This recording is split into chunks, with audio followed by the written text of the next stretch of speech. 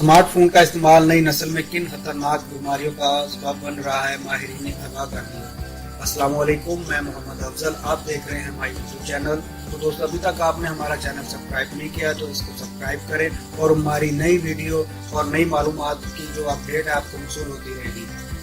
तो शुरू करते हैं। माहिरीन ने कहा है कि स्मार्टफोन का इस्तेमाल करने से नई नस्ल में गर्दन और रीढ़ की हड्डी से मुताल्लिक तकलीफ में भी इजाफा हो रहा है, जो इंतहाई तशवीशनाक है। माहिरीन का कहना है कि अस्पतालों में गर्दन और रीढ़ की हड्डी में तकलीफ की शिकायत लेकर आने वाले मरीजों की तादाद में मुसलसल इजाफा हो रहा है। अलबत्ता ज्यादा तशवीश की बात यह है कि इन तकलीफ में मुब्तला अफराद की बड़ी तादाद नौजवानों पर मुश्तमिल है, जिन्हें असूली तौर पर ऐसी कोई शिकायत नहीं होनी चाहिए, क्योंकि रीढ़ की हड्डी और गर्दन में दर्द जैसी कैफियत आमतौर पर उधेड़ उम्री या बुढ़ापे में नमूदार होती है।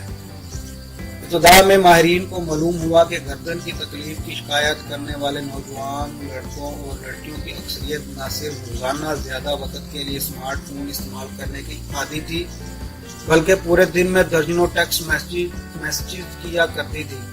माहिरीन ने स्मार्टफोन के ज्यादा इस्तेमाल और रीढ़ की हड्डी गर्दन की तकलीफ का आपस में तल्लुक दरियाफ्त करने के लिए मजीद छानबीन की तो इंकशाफ हुआ कि जो लोग चलते फिरते उठते बैठते हर वक्त फोन इस्तेमाल करने के आदी होते हैं, इन्हें इस मकसद के लिए ज्यादा देर तक अपनी गर्दन भी खास अंदाज में टेढ़ी करके रखना पड़ती है, और अगर वो बैठे हों तो टेक्स्ट मैसेज पढ़ने या भेजने के लिए इन्हें आम तौर पर झुकना पड़ता है, जिससे इनकी रीढ़ की हड्डी में भी खासी देर के लिए खम पड़ जाता है।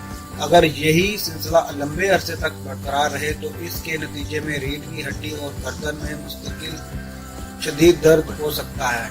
दोस्तों, एहतियात करें। मुझे इजाजत दें। अल्लाह हाफिज।